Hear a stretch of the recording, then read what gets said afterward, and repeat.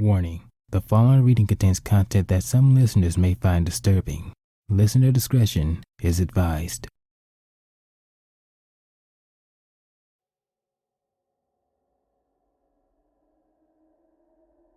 I sit in my dark room, the plain, bland walls surround me on all four sides. It's quiet.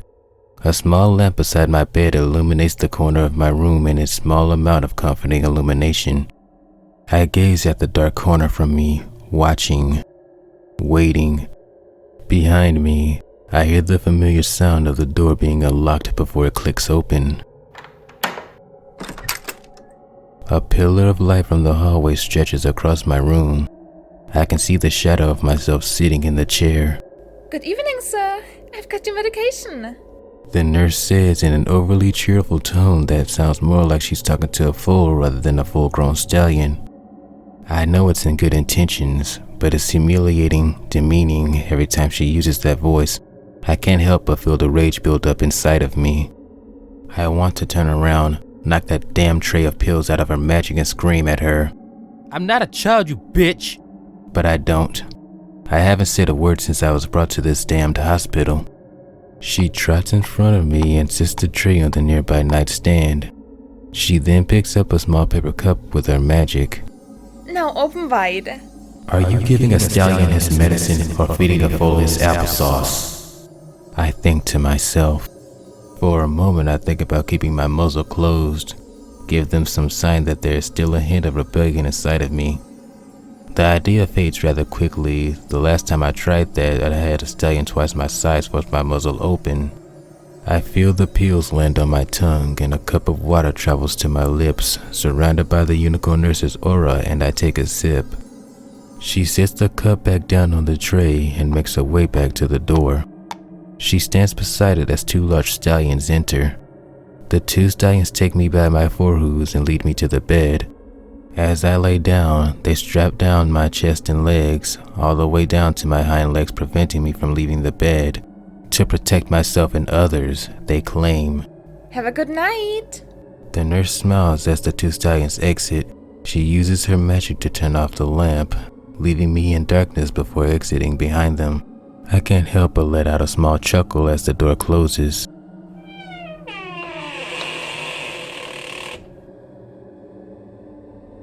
Good night. Haven't had a good night since I can remember. I stare into the corner of the dark room. I feel the same sixth sense return to me as I look on. The feeling is one of pure dread. It comes out of nowhere. It's almost like it just radiates fear and terror. It's not just fear, like some type of phobia. It is a primal fear, like an animal who is cornered and left completely defenseless. The only sound I hear is the faint ticking of the clock.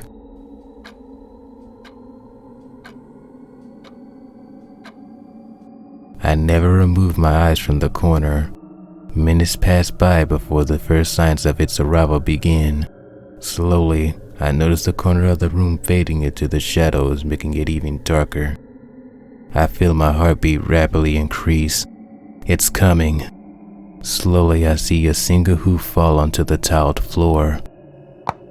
I let out a small whimper, fearful, no, terrified of what's to come. It's coming. It's coming. It's coming. It's coming. Sweet Celestia is coming. Its other hoof is placed on the wall. Its head slowly emerges from the inky darkness. A black greasy mane with large chunks missing covers its face. It drags the rest of its body from the dark as if it's emerging from a hole, just big enough for a full-grown pony to squeeze through, and crawls before rising off the floor with its head still looking to its hooves. Its body is a grayish color, its skin in the later stages of decomposition, bald of almost all of its fur beside a few patches of black here and there. I try in vain to pull myself from the bed straps. Its head slowly rises with a series of sickening cracks and pops.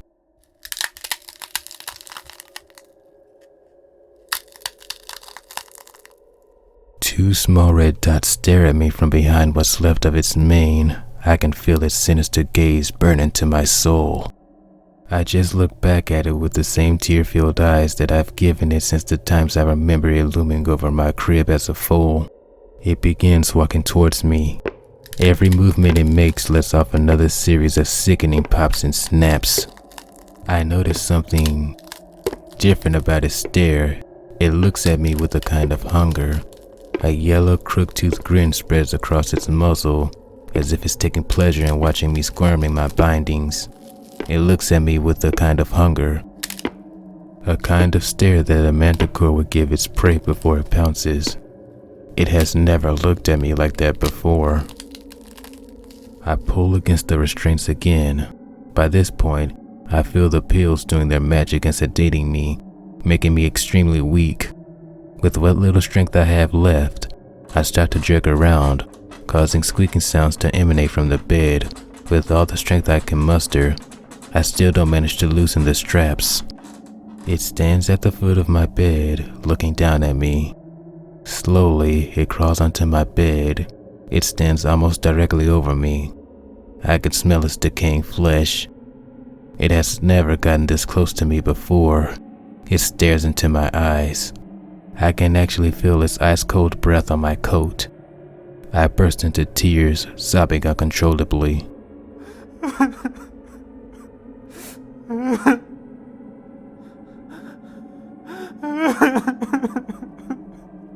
There's a soft creaking noise as the door to my room opens as a pillar of light casts over the tiled floor to the bed once again. Sir, are you okay? The nurse asked in concern. I thought I heard crying and... She freezes mid-sentence. The creature then slowly turns its head toward her, gazing into her soul. I then hear an ear-splitting scream as she turns and sprints down the hall. The creature looks back at me, and for a moment I see a grin spread across its muzzle. It then slowly backs off the bed and back into the blackness of the corner of the room. I sigh in relief and feel my pulse begin to gradually slow. All this time, those nurses and doctors thought I was insane. They thought this being was a figment of my disturbed psyche, but finally, one of them sees it too. Although, something tells me she will end up in one of these rooms soon enough, strapped to a bed as well.